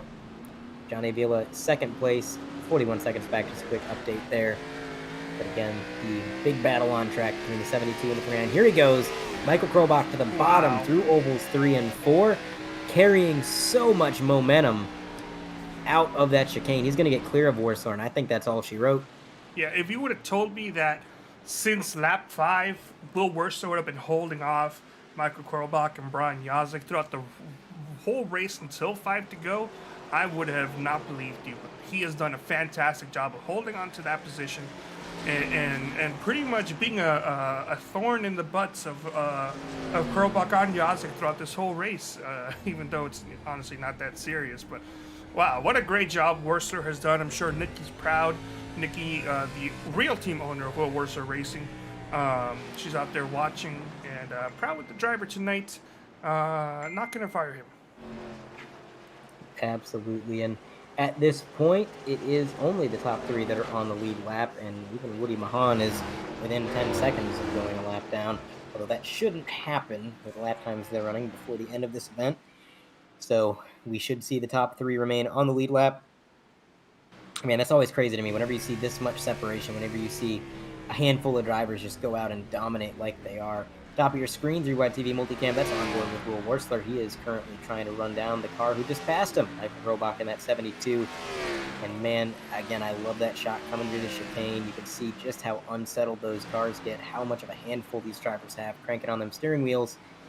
But, you know, the game of defense is not over for the number 29 just because Krobach got around him, because now he's got the number 55, Brian Yazik, behind him, and I think Brian's a little bit more desperate for points. Obviously, I think he knows that right now, point situation's looking a little bit grim, but that's never going to stop a driver. You know, even if you know that it looks hopeless and you might be out of the picture, you're still going to try to get every point, because you never know. Maybe you're wrong. Maybe you're calculating it wrong. Maybe, you know, some of the other drivers are having a bad day and you didn't even notice it, but every point matters. Every point counts. So you know he's going to be pushing that car with everything it has to try to pass Will Wursler, but he might be pushing it too hard. He lost some time coming through that double right-hander, and he got a little bit sideways there, so maybe just pushing that car a little too hard, over driving.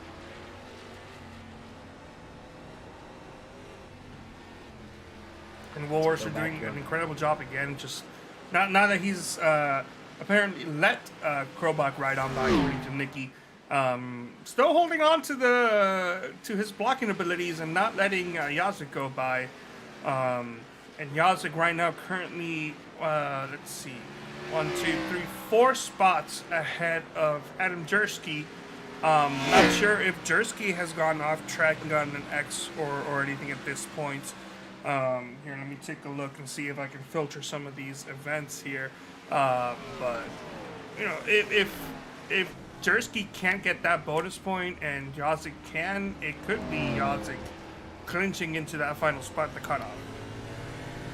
And it's so close, it's so difficult to tell, you know, when you don't have live timing and scoring for that, and you just kind of have to do it in your head there, but, man, just a wild night. This is why I love the Roval being a cutoff race, because you see so much unexpected, I don't know what the word would be, but it just never plays out the way that you expect it to. There's always drivers up front that you don't normally see out front, and some of the drivers that normally do really well might have a bad day at a road course. Maybe chaos strikes. You never really know, and in this case, these drivers have just been going back and forth. I mean, Will Wursler especially, with Michael Krobach and Brian Yazik, these guys have been together all race long, handing off positions, you know, changing the points picture almost continually throughout this night, and it has been absolutely thrilling to watch as it is 2 to go. And on the bottom of your screen, that's the race leader, Scott Eckrich. He's out to a 41-second lead. Seems like he turned off the afterburners once he got to that 41-second lead, because that's where it's been for quite a few laps now. Seems like once he got to that point, he was like, yeah, I probably don't need to go any faster. I can probably chill out. And that's what he's doing, but he is about to come through the last chicane there for the penultimate time to take the white flag, and it'll be one more time around this road course for Scott Eckrich and that number 70 to go on board. Let's see exactly how our race leader has been navigating this track. Right on the curb there, a little bit sideways there, some counter steer. That's always a scary thing to see, a little bit of counter steer, but they do it so often at this track. Through the double right-hander, and this is a good shot that kind of shows you how fast these corners really are. They do not lose a lot of momentum through there. And then again, more counter steer there. You can see those gloves moving hard left, Carlos. That car was sideways. Yes, it was. Now, I can quickly confirm that neither Yazik or Jersky appear to have received any off-track notifications from my telemetry. Of course, that doesn't guarantee that they have 0 exits throughout the race. They could have still scraped the wall or maybe even gotten an exit in some other form. But in terms of off track, I am not seeing any notification from any of those two drivers. Interesting to see, and both those cars look pristine, so I don't think they would have any contact X's either. As Eckrich works his way through the first chicane for the final time, now through oval 1 and 2. He's got to be careful, man. A lot of competition from behind. They might get him. No, Oh no. there's no competition from behind. He's got a 42-second lead. He's going to come through the final chicane, take that checkered flag, and it is a perfect night at Charlotte for Scott Eckrich. He did not give up the lead. He never looked back, and he didn't make a single mistake. You cannot have a race more perfect than what Scott Eckrich has pulled off tonight. Michael Krobach is the second to finish, but fourth position as he was one lap down. Johnny Avila is still on track. He is working his way through the first chicane to take the checkered flag, and Woody Mahan as well. I believe he has yet to get to the oval portion of the track. So there we go. The number 63 coming to get his podium position. A good point day for Johnny Avila, and it's going to be a wild rest of the playoffs, especially between Eckrich, Avila. These drivers are so close in pace, and it's really, if you asked me to make a pick, an early pick for the Final Four and the champion for this league, I couldn't make a pick. These guys are all so incredibly talented. The cars are so equal, and they've just put on some fantastic racing this year. Woody Mahan getting the night that he's been trying to get for so long. The bad luck streak comes to an end, and he's going to find himself on the podium at a road course. An 84 machine crosses this stripe, and with that, most of our drivers have completed their event. Tim Knott is 2 laps down. He still needs to cross the checkered. Oh, there he goes.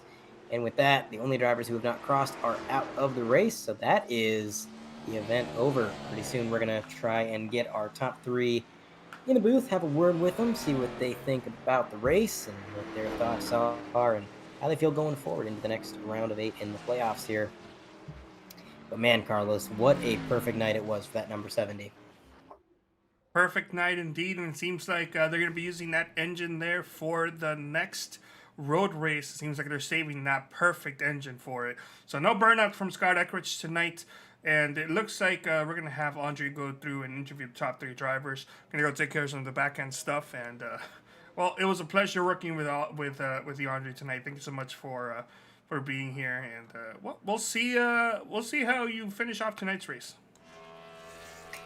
Again, thanks for joining me in the booth, Carlos. I know you're feeling a little bit under the weather and you were a bit understaffed, so very appreciated for you to jump up in the booth and help me out and fight through that again. I appreciate it a lot. So big shout outs to producer and commentator Carlos Costa. We are still waiting on some of these drivers to get in the waiting room. So while we wait on that, I will just quickly run through the final running order in its entirety one last time. Scott Eckrich gets the win, obviously. I don't think there was a second of the race tonight that he was not at the top of the scoring pylon. Johnny Avila brings it home P2, Woody Mahan P3, Michael Krobach 4th with his 2-stop strategy.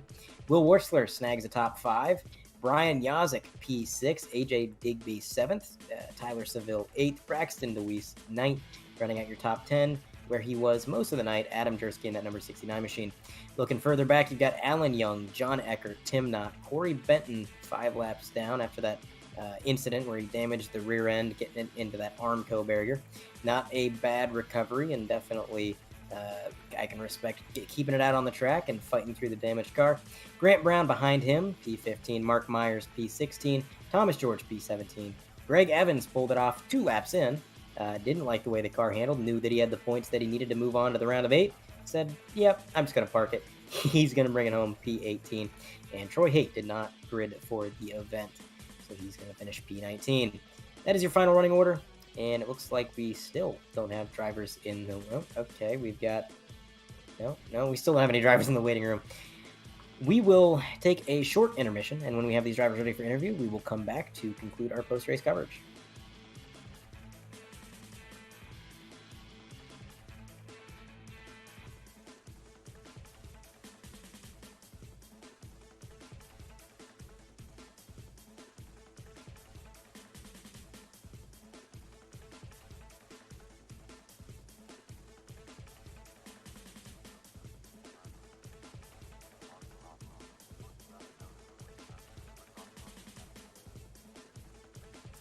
All right, we have our drivers ready for some interviews. We are back for the conclusion of our post-race coverage. First up, our third place finisher, the driver of the number 84, Woody Mahan. You got a copy?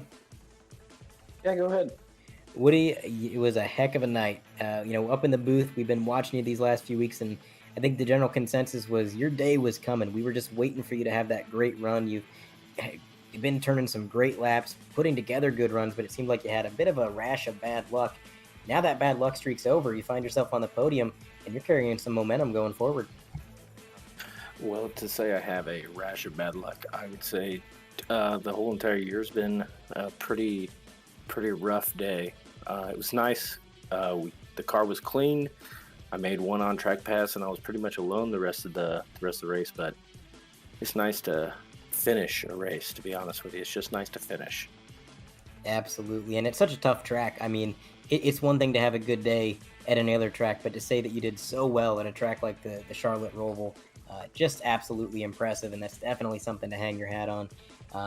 But you're not hanging up any hats because you're moving forward into the coming weeks here. And how do you feel moving forward now that you finally got that run that you needed and you have a little bit maybe more confidence now? Yeah, man, let's go to the Roval every week. That's the way I feel right now. But no, it's really nice to get a good finish, and let's string some together. Maybe we end the season well, so we can start 2022 at least with some positivity. Absolutely, you are well on your way to finishing out this season on a high note and carrying that right into the next season. Well, again, congratulations on the podium. Is there anybody that you would like to shout out or thank? Teammates at LPM and those other guys that drive the Chevys, they're all right too. All the guys at Mayhem Speed Laboratories, which is just mainly me, and thanks a lot for you guys for doing this every Wednesday night. Really appreciate it. Absolutely. Well, again, congratulations on the podium. We'll be talking to you next week under similar circumstances, Woody. Let's go. That was Woody Mahan out of the booth. Pretty excited about his good performance tonight.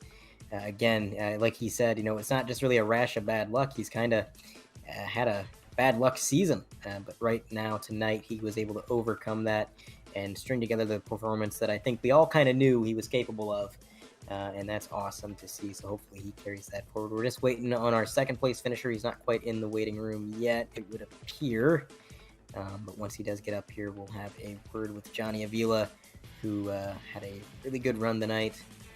Tried to get the undercut a little bit on the pit stop on the leader. Didn't quite work out, but he did keep it there in second. And there he is in the waiting room. We're going to bring him up.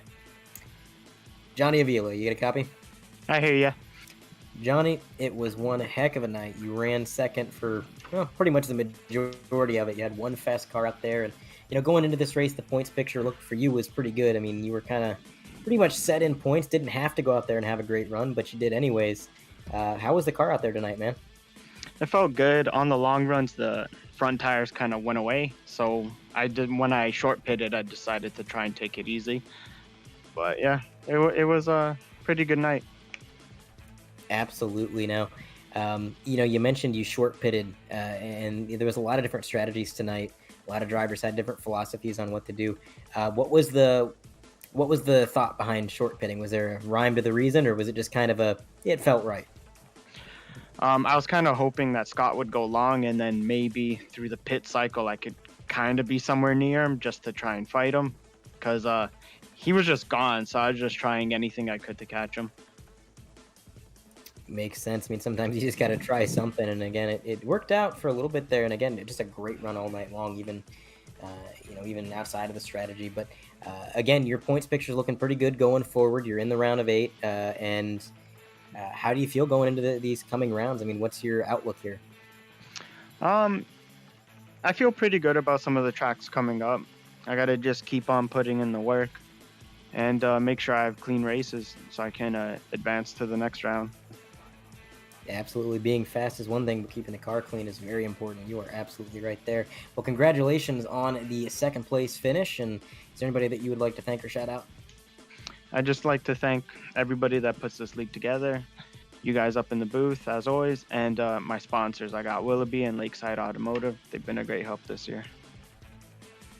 Absolutely. Well, Johnny, thank you for your time, and hopefully we're talking to you next week under similar circumstance. Thank you. Have a good night, guys. You too. That was second place finisher Johnny Avila out of the booth, and pretty calm. You know, he just had one heck of a run out there tonight, but he just seems like he just almost like he woke up from a nap. He's just cool and collected, and I guess that's what makes him so good. I mean, when you got a driver who can have that good of a run and stay cool and stay collected, that's always a good thing. But we do have Scott Eckrich finally in the waiting room. This will be our final interview. We're gonna go ahead and bring him up. You got a copy, Scott? Yep, gotcha. Well, Scott, I got two questions. Number one, where'd you buy the rocket booster? Number two, how? How did you put together such a perfect run tonight, man? Yeah, I mean, definitely did a little bit of practice for this one. Not one of my more comfortable tracks, so I probably over-practiced a little bit and got a little overconfident with the track. But yeah, I don't know. It just road courses really seem to suit me with this package. I seem to be able to just kind of, run a little bit faster and not burn off the tires as a result. So they really seem to work out good for us here, and I wish there was about 4 more for the rest of the chase. Yeah, they definitely seem to suit your driving style. You were just completely smooth out there. I mean, it was, watching these other guys, they're kind of sliding around, pushing their cars, and watching you, it was kind of like you're on a Sunday drive, but you're pulling away by seconds a lap. It was really impressive. It looked like you were on a Sunday drive, but I mean, I guess a good question would be, what, if anything, was your biggest challenge to overcome tonight? That'd be lap traffic by about infinity.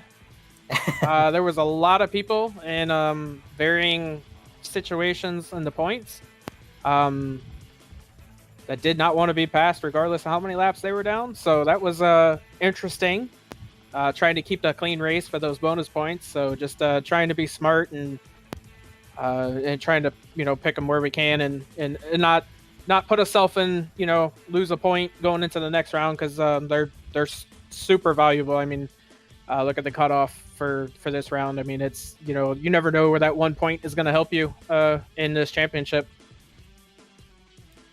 Absolutely. The lap traffic, we kind of talked about it in the booth a little bit, saying these guys are fighting for points, they're not going to roll over, and we kind of thought it might be a factor in your race, and it definitely sounds like it was. So I guess my final question, obviously you're doing real well in the points, you've had one amazing season so far.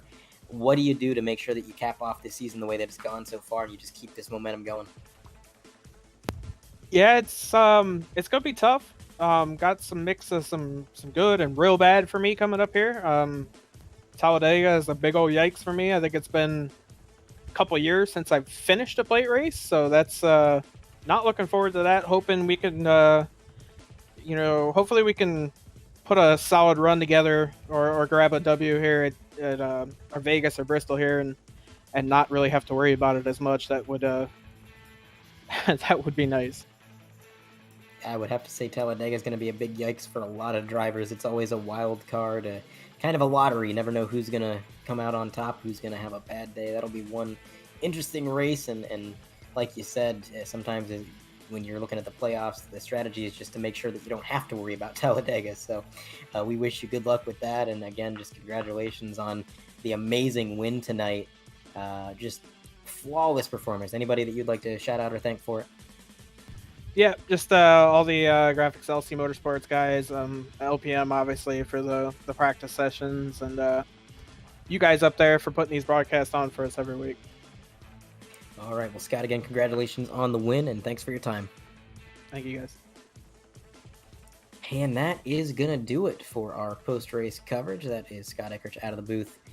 And, man, what a race it was tonight. A lot of confusion, I'm sure, going on right now, and a lot of the team chats trying to figure out the points and who is where, who made the cut line, who didn't.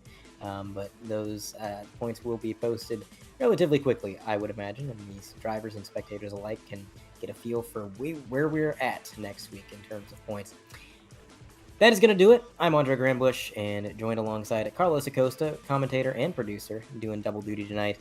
We want to thank you for tuning in, and hopefully we'll see you next week.